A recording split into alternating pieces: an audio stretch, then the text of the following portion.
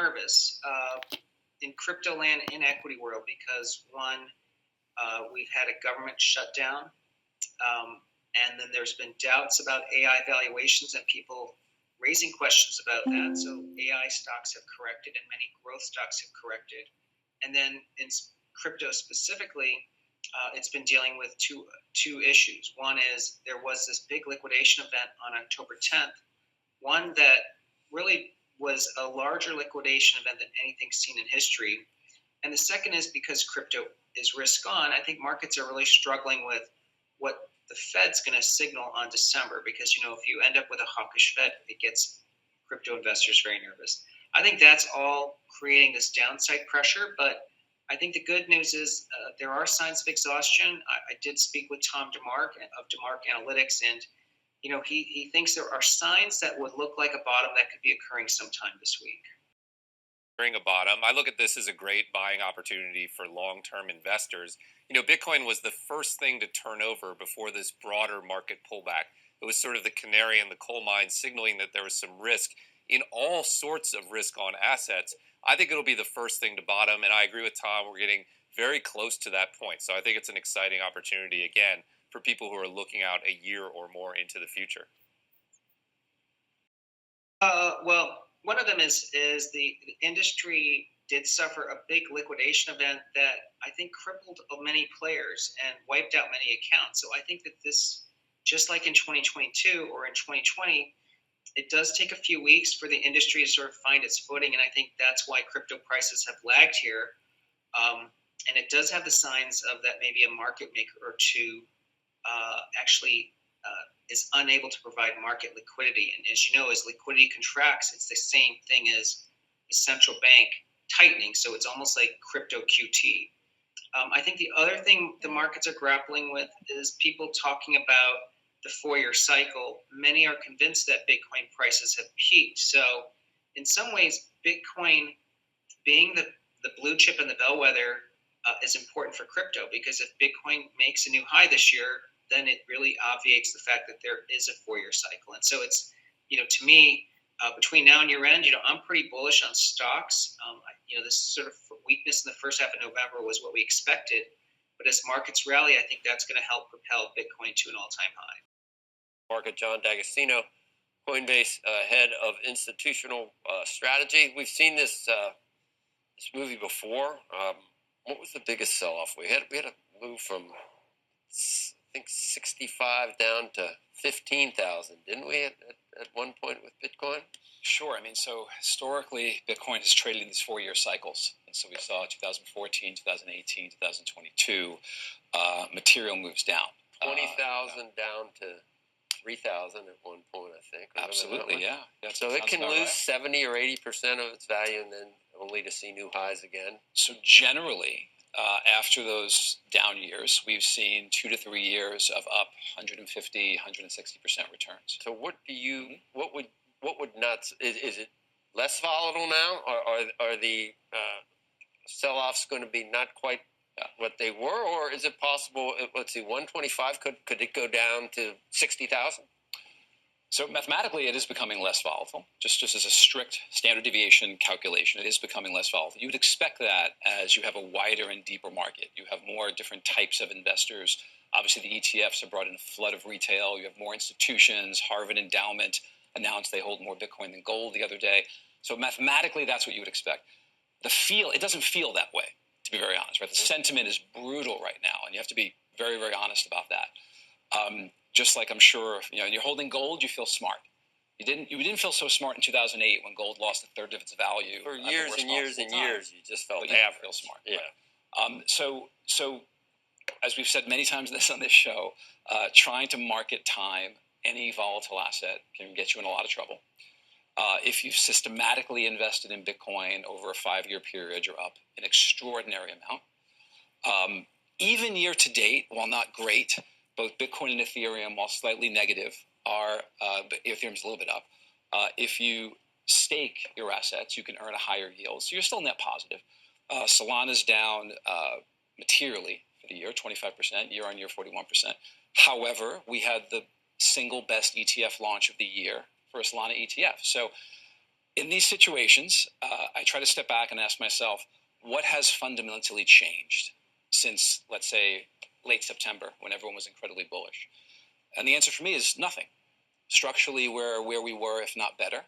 We have the Czech National Bank announcing a central bank Bitcoin purchase, the first Eurozone country to do that. You've got Citibank and JP Morgan announcing stablecoins that they're using to facilitate customer transactions. You've got Harvard Endowment's announcement. You have successful ETF launches. So it's a challenging environment currently, but in my house, we like apples. I don't like apples less when they're on sale. So if you like this asset, you should like it at a discount. I think Kathy's an incredibly brilliant person, and I trust your judgment. I heard another one of your guests, I think it was Michael Saylor, say that they didn't see the direct correlation like between 20 million, isn't he, or something? What's his target? At some point in the future, right? I'm not sure I see the users of stablecoin substituting that long-term asset for Bitcoin. And I'm not sure I see the people who want to buy Bitcoin as a unit of currency viewing a stablecoin as a surrogate for that. So, Okay. so I'm less confident. Andrew, in that. for you, Welcome to the Crypto Teacher. Don't forget to like and subscribe to the channel. And you know I come back with that video just to make you think. And make sure you join the Patrons. If you're not a part of the Patrons, make sure you're hitting the Cash App. Also, go like and follow the TikTok. More videos to come. And we have Tom Lee on the pullback. And remember, guys, he was calling for $250,000 for Bitcoin and $8,000 to $10,000 for Ethereum. But what does a crypto teacher teach you? That's right, follow the Fed. And then we know we're always going to have geopolitical events this time of the year. And he talks about, again, the liquidity event we had in October. Remember, guys, we had to refinance trillions of dollars. We had the government shutdown, which is a distraction for us getting on blockchain. And again, we had trillions of dollars that we have to refinance by year end. Plus, we had the Fed cut and yield rates went up. So we know why we're pulling back. Remember, the bond market is in control of the stock market. And then we have Coinbase's Agostino speaks about the 4-year cycle. But this time we have the whales putting in real money, and then plus we have retail in. So we're not going to have a 70% correction. And then we also know the Fed is stepping in December 1st. And remember, the Crypto Teacher told you. And we have Peter Thiel, and if you have the NWO book, you know all about him, the PayPal Mafia. And Peter Thiel sells all of his NVIDIA. So that lets us know the direction that we're going. Of course, you may sell a little, but when you're selling it all, it's letting us know it's time to build.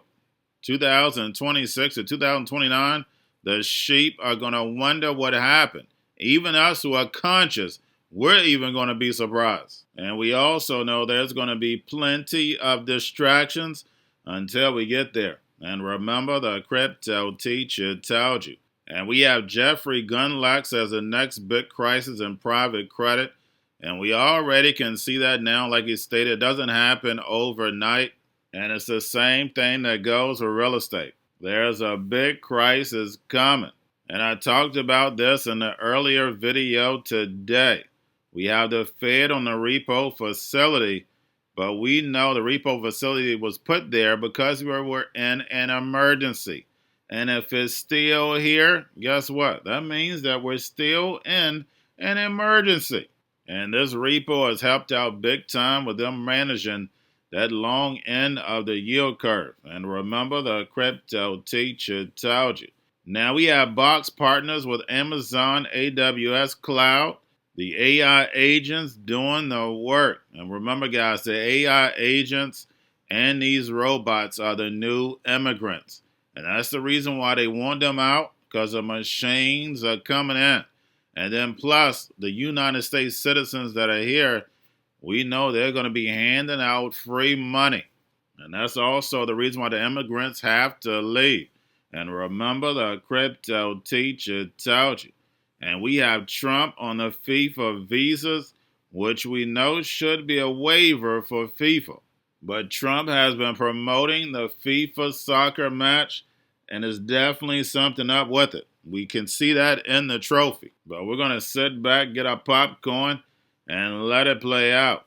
And we have Trump telling the world again, the drug game is over. And we know why. Because now they're ready to bring in the robots, algorithms, and drones, and add free money. And remember, the crypto teacher told you. Because he knows. When it comes to the NWO, it's all planned out. But that's all I have for you. Don't forget about the books.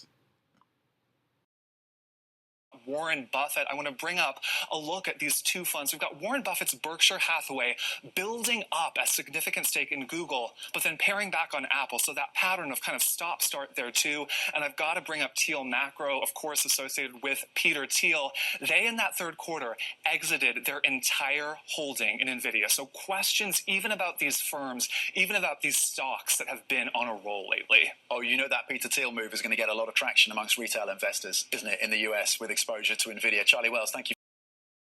That the next big crisis in the financial markets is going to be private credit. It has the same trappings as subprime mortgage repackaging had back in 2006. Now, it took a couple of years for it to totally unravel. So this stuff doesn't happen in a week or a year even. But I'm very negative on that.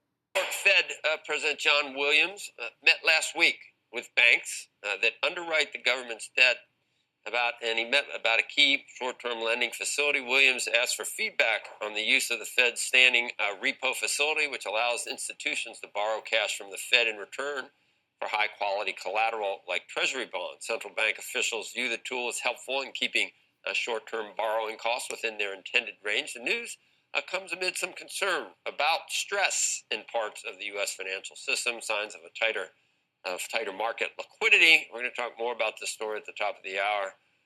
Obviously, Amazon is a clear leader in powering infrastructure and AI models for enterprises, and we want to give access to those technologies, specifically things like Amazon Bedrock, to our customer base, which powers models like Anthropic and other leading Amazon models. So we are making those models available to our customers via Box AI agents. So you can do things like process all of your documents, understand what's inside of your contracts, invoices, research data, and much more. And Amazon has been a fantastic technology partner for us over the years, and now we're expanding that even further in the AI space. So I think it's about giving customers more and more choice, and we're very excited to be able to bring that to our entire enterprise customer base.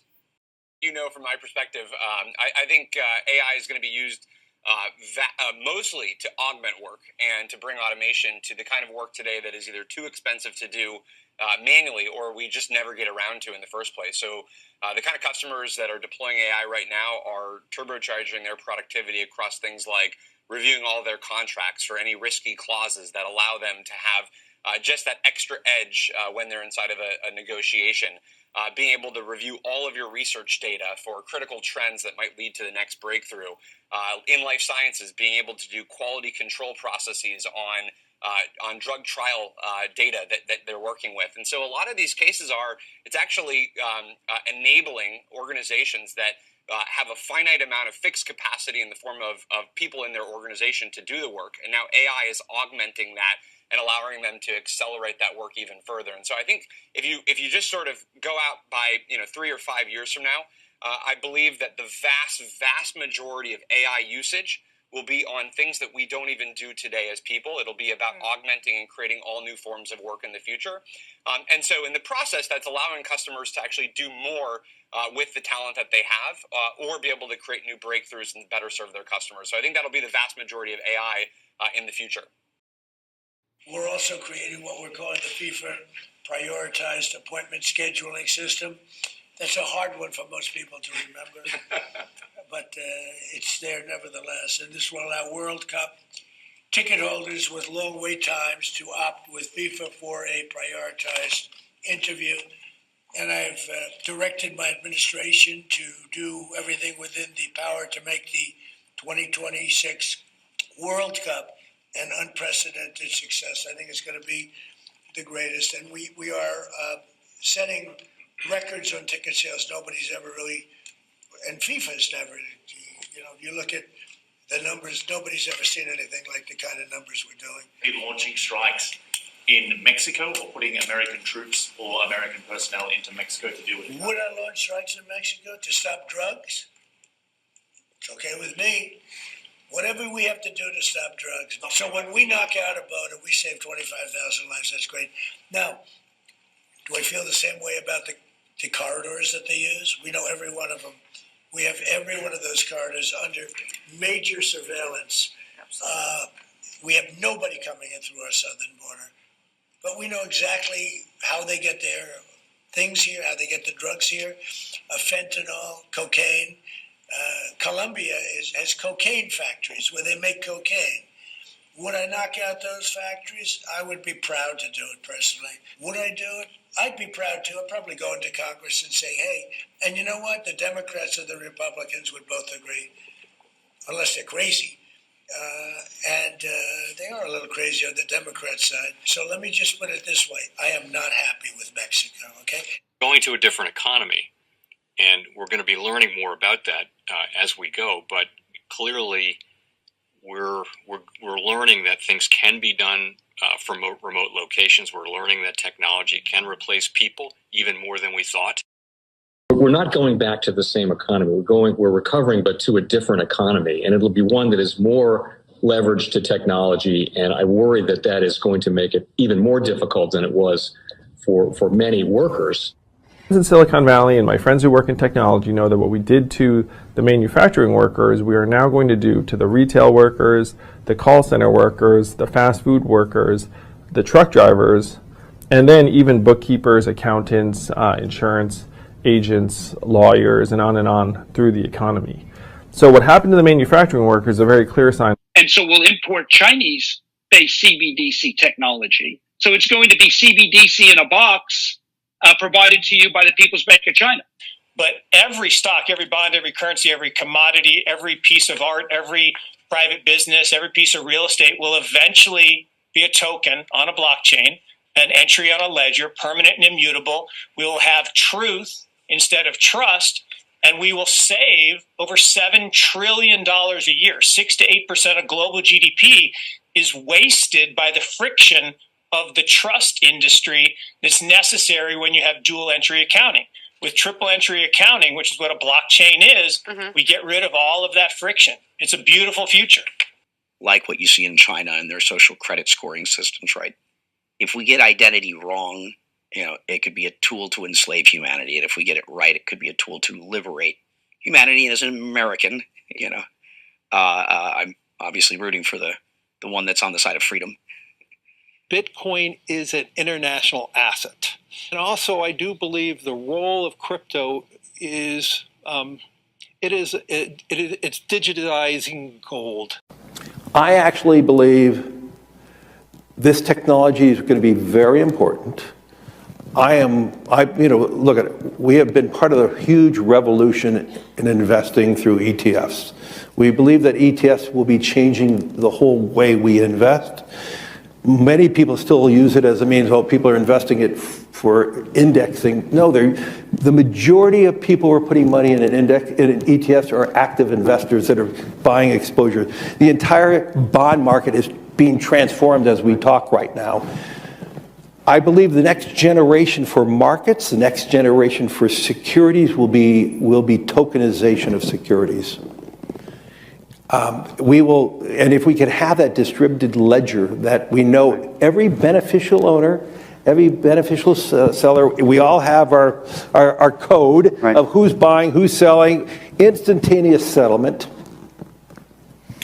And think about it, it changes the whole ecosystem. Chinese bank ICBC has been hit by a ransomware attack, and the U.S. Treasury market, as a result of that, has been disrupted. This, according to the Financial Times. We're getting at more right now with Bloomberg's Shonali Bassick. Shonali, what do we know? Listen, we have the Financial Times now reporting that ICBC, one of China's largest banks here, was hit with a ransomware attack. And remember, they're a very significant intermediary in the Treasury market. The SIFMA has told told his members that this has been part of the reason here that the system is kind of clogged up, if you will, during that auction that we saw a little bit before. The attack had prevented ICBC, according to the Financial Times, from settling Treasury trades on behalf of other market participants. A large executive at a major bank also telling the paper that such a large party on the fixed income clearing corp creates major concerns, potentially impacting the liquidity of Treasury markets. Now, it was not just a poor auction. It was absolutely lousy. And you know, when the dealers have to step in to save a Treasury auction, that's a rare occurrence. And Cryptoteacher and the New World Order book, plus the 3 Kids books. It's time to re-educate. Also, new to cryptos, Coinbase, Bitrue, Binance. Do not forget book links and crypto links are in the description. The stock channel, guys. Don't forget to go like, subscribe, spread everywhere. You have your Kobo, your chip stocks, your banking, your gaming. While everybody's sitting at home, get home stocks, the Seaver, the biotech stocks. And while everybody's at home wishing they were still getting that free money, what are they doing? Drinking and smoking weed. Don't forget about those stocks, and you have a wonderful day. The most powerful person in the world is the storyteller. The storyteller sets the vision, values, and agenda of an entire generation to come. Steve Jobs. And guys, you know I truly believe in this. When you look at the New World Order, they're the storytellers. And that's the reason why I wrote my New World Order book. But guys, now it's time to change the current generation. And I wrote 3 kids books. You know I love the Trinity because I understand the power that's in it. So I have 3 books. We have an opportunity to change the generation, to educate, not just me, but I want to show you that I take action on a daily basis.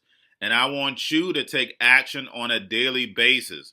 Whether it's your job, whether it's in your community, we have an opportunity right now to educate the masses. I posted this on my Twitter account. Please share, but this is a short clip of the 3 books. There's going to be a clothing line and action figures. Please get these books for your kids, nephews, cousins, friends, so therefore we can start the re-education now. Because as we see, the 4th Industrial Revolution foundation is definitely here. Robots, algorithms, drones, taking humanity out the picture. We have to re-educate. But let's get into the video. Part 1. King Joshua and Grandma Thiel save the village. Part 2. King Joshua and Grandma Thiel save New York from COVID stories 3. Part 3. King Joshua and Grandma Thiel goes to China. It's mandatory to get part 1, part 2, and part 3 of this series. It's time to re-educate Generation Z.